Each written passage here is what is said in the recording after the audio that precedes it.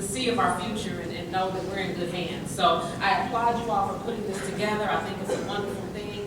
And I just want to share a few things of encouragement. You know, I've worked in government for about this is my 26th year now, most of it in law enforcement.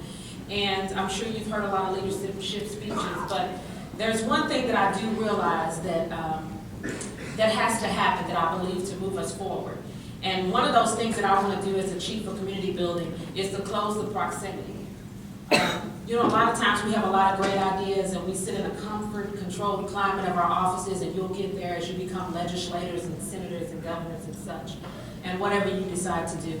But you have to schedule time to put your feet on the ground to see how your decisions are affecting people. And one of those things I like to say, I remember being a deputy chief, and we were so proud that we had enough money in our police budget to buy this beautiful new transport van. So we spent about $110,000, and we had this thing all decked out, and we were going to use it for derby details. We were going to use it everywhere. But what we forgot to do was talk to the officers that were going to use it.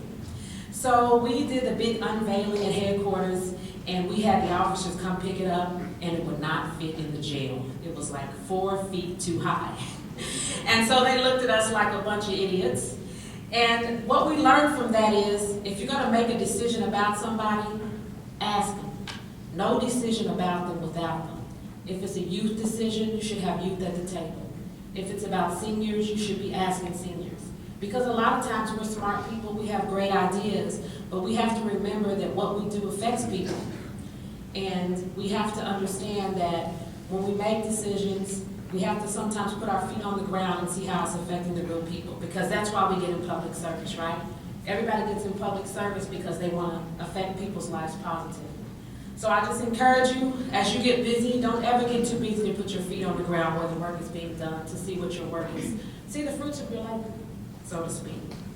Another thing I just want to share with you is, what are you going to do with the broken people?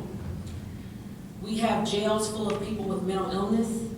We have a youth detention center full of a lot of hopeless young people. And I just encourage you to understand the difference between people who have bad character and people who have bad circumstances. And sometimes they end up in the same place. So don't get so cynical. I remember in law enforcement, you see the negative so much that you get so cynical, and you see some of the media reports, and you get to the point where you just kind of lose hope in people.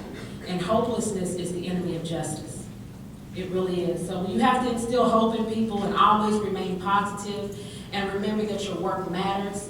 I love the idea that you want to be legislators. It's so powerful. I just remember on my journey through law enforcement, I saw the power of Mothers Against Drunk Drivers and the legislative changes that they made in the DUI laws. I remember all the changes that people have made in domestic violence laws that really have affected people every day. It's important, important work.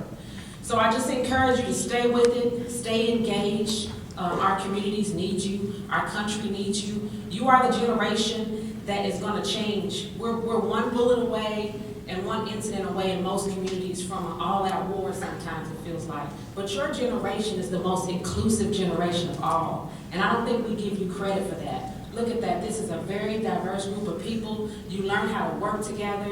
You enjoy people. You're less segregated than most groups. This new generation. So I encourage you to stay the course. What you're going to do matters. And last but not least, to be grateful. You have to be grateful. So say thank you at least 8 times a day. I tell young people that all the time. You didn't get here to this building by yourself. Somebody brought you. You didn't get those beautiful dresses and wonderful suits without somebody purchasing them for you. So just remember to say thank you as many times as you can, because you have to show people you appreciate them.